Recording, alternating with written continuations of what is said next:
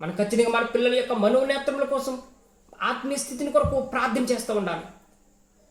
చాలామంది ఏమనుకుంటారంటే, most cases నేను చాలామంది ప్రార్థన కోసం అడిగినప్పుడు ఏం చెప్తూ ఉంటారంటే, అయ్యా మా బ్రదర్ నా పిల్లల కోసం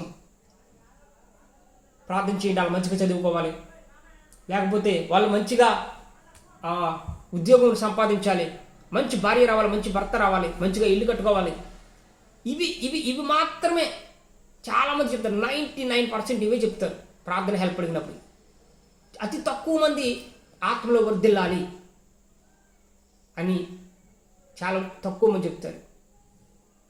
ఒక వ్యక్తి ఆత్మలో వర్ధిల్లితేనే తప్ప, పరిశుద్ధాత్మతో అభిషేకించబడితేనే తప్ప సంతోషకరమైన, సమాధానకరమైనటువంటి, ఆశీర్వదించబడినటువంటి జీవితం జీవించలేరు, నిత్య జీవం చేరుకోలేరు.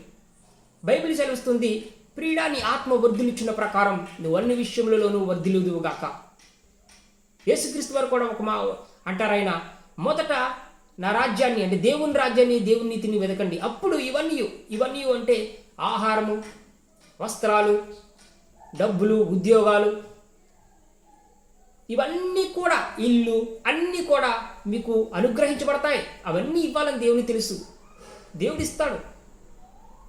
కానీ మొదటిగా మనం చేయాల్సింది ఏంటంటే ఆత్మలో వర్ధిల్లాలి. ఇప్పుడు చెప్పండి, మీ పిల్లలకి మరి సమృద్ధిగా ఆహారం కావాలంటే, వాళ్ళ జీవితంతో తరముల వరకు కూడా సమృద్ధిగా డబ్బులు కావాలనంటే, లేదా సమృద్ధిగా వాళ్ళు ఆరోగ్యంగా ఉండాలంటే జీవితాంతము కూడా వాళ్ళకి ఏం కావాలి?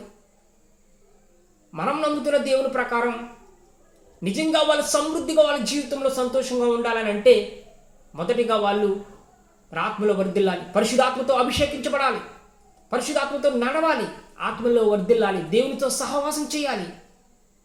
అలా చేసిన రోజున మనం ఏమిచ్చినా ఇవ్వకపోయినా కూడా పరిశుద్ధాత్మతో వాళ్ళని కనుక మనం కనెక్ట్ చేస్తే, యేసుక్రీస్తు వారితో వాళ్ళని మనం కనెక్ట్ చేస్తే, ఆత్మలో వర్ధిల్లులాగున వాళ్ళకి మనం నేర్పిస్తే, యేసుక్రీస్తు వారిని గురించి వాళ్ళకి బోధిస్తే, అలాగే మన ప్రార్థనలో కూడా దేవా నా పిల్లల్ని పరిశుద్ధాత్మ